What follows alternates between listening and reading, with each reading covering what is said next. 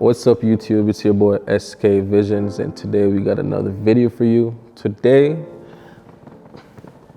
we're inside the studio, and I'll be talking to you guys about what you should know before opening a photography studio. But before I go into that, I just want to talk about why I wanted to open a photography studio in the first place. So around 2019, when I started photography, I started it in my apartment, and I decided that I outgrew my apartment and I wanted to go into a photography space to actually shoot, learn, and grow. So skip forward to 2020. 2020 was when I took the first step, and the thing I had to think about was, who do I want to go in business with? I had a few names in mind, but everything has to really gel. You have to find people who are like-minded and who wants the same things as you or similar things as you. So I hit up my boy, Calvin Maurice. He's a photographer here in Atlanta. He does weddings. And I hit up a female photographer here named Ida John.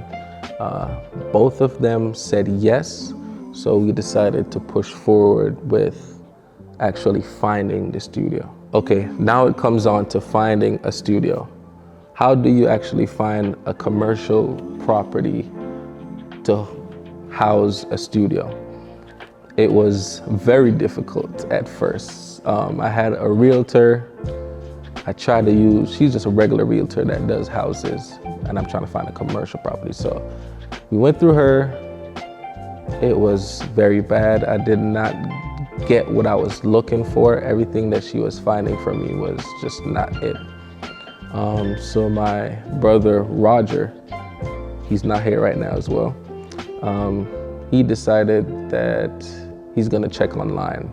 We found this website called Tenant Base, and we're not sponsored by them, by the way. Tenant Base is where you can find, they're not realtors, they're brokers. So let's say you're passing a sign that says leasing now, and you see the phone number underneath and you try to call it and you're never getting an answer. That's because nobody's ever gonna pick up.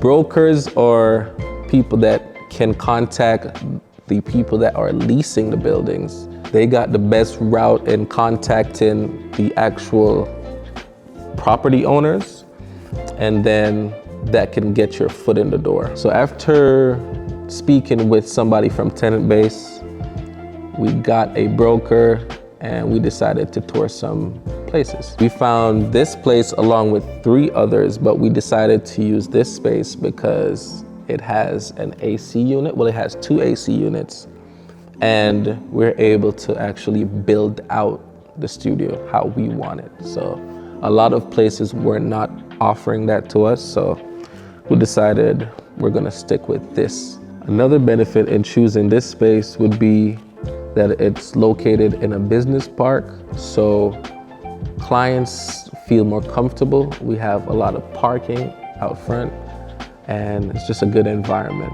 It took us a week to actually find this space, so after deciding that we're gonna go with this space, we decided to pursue it. Some of the key things that you have to think about when opening up a photography studio would be upfront costs, the cost it would take to actually renovate the space.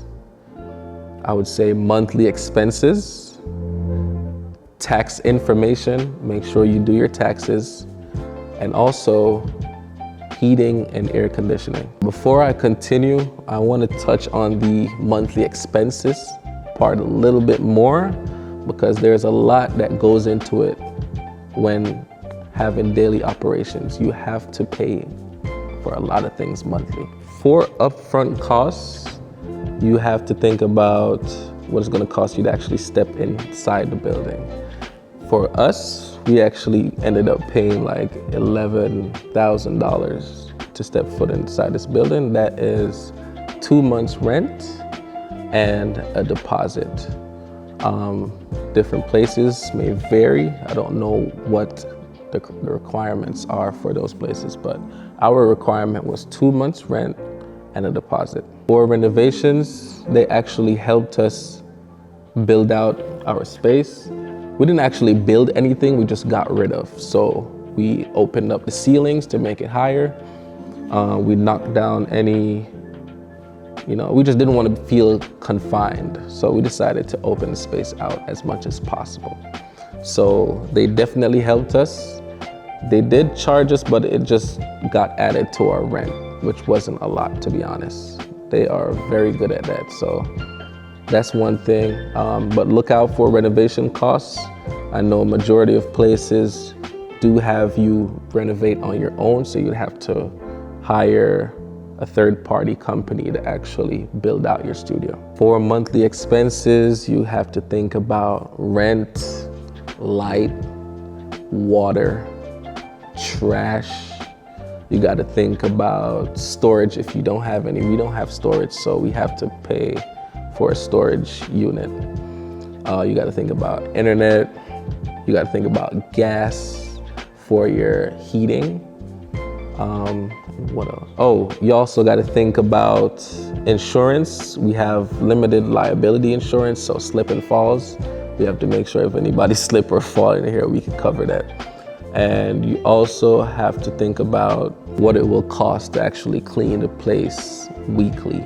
We pay somebody around $130 a week to clean this place every week.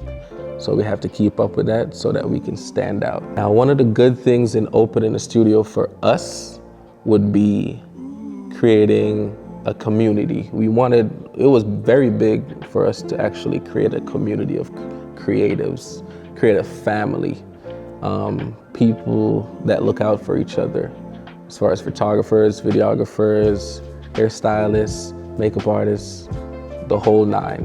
We wanted to create family. We wanted to create a family environment. So that was very big for us. Another thing that we were thinking about is just adding value to the community.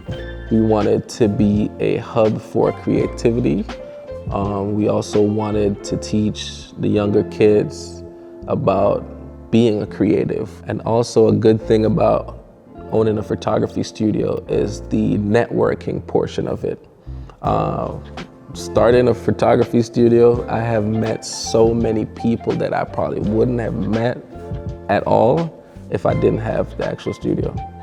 So many people, celebrities, business owners, photographers that I looked up to, models that I've been trying to work with, everybody. I've met so many people inside the studio. So that is a great benefit in owning a photography studio, is the networking. Some of the bad things that we run into when owning a photography studio would be all the overhead costs that we have to account for. Again, the monthly expenses. Those things run constantly in our minds, so we have to make sure we're making the money to pay those bills, because you don't always want to come out of pocket and actually pay those bills. So those costs, very damaging to us, but it comes with the territory. Also, one of my pet peeves, I hate this so much, is when equipment get damaged. So make sure you have your equipment insured, because you will run into this problem. This is the main problem. You will come in and everything is damaged. So another thing to think about too is replacing that. So if all your money is going towards your bills, what goes towards the equipment? So that's one thing I wish could change the most. Damaged equipment. Another bad that you may face is when you have a lot of scheduling conflicts. Photographers, videographers, they're gonna come to you about certain things. I know the guy that's helping me film right now, we had to go back and forth a little bit about some scheduling conflicts. So, but as long as you can communicate with the photographers, with the clients that booked, anybody, you'll get over that hurdle, but it will definitely come. So make sure you're ready to face scheduling conflicts. The last thing I could think about as far as a bad with owning a photography studio is keeping it clean. The first thing that clients normally think about when they walk into a photography studio is the cleanliness and the smell. So clients are very big on that. So we try to do our best to make sure that it is cleaned on a weekly basis. We try to clean every day, to be honest, but deep clean like every Thursday of every month. Yeah, so cleanliness is very big, and I hope it is as big for you as it is for me. The last thing I want to talk to you guys about is return on investment. Have we made a return on investment? The answer is no.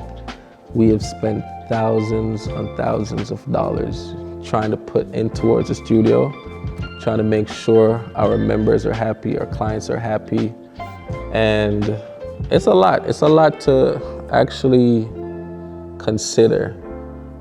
It's an investment, but it's a very good investment, and you don't always see a return right away. So this return is probably going to take us 3 full years to actually see a profit, because we do make profit, but it all has to go back into the studio. So we are now 2 years in business.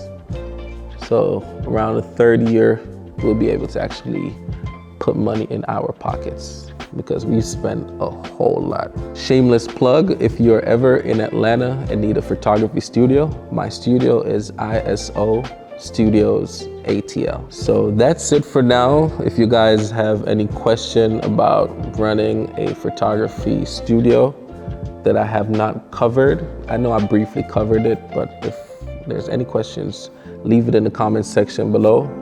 Make sure to like, subscribe, comment, share, all of that. And as always, see you next time. Pow.